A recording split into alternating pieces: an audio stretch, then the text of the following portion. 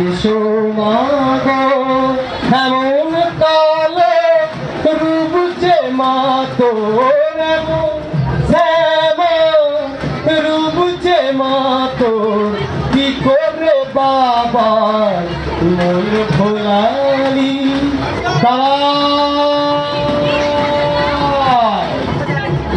মা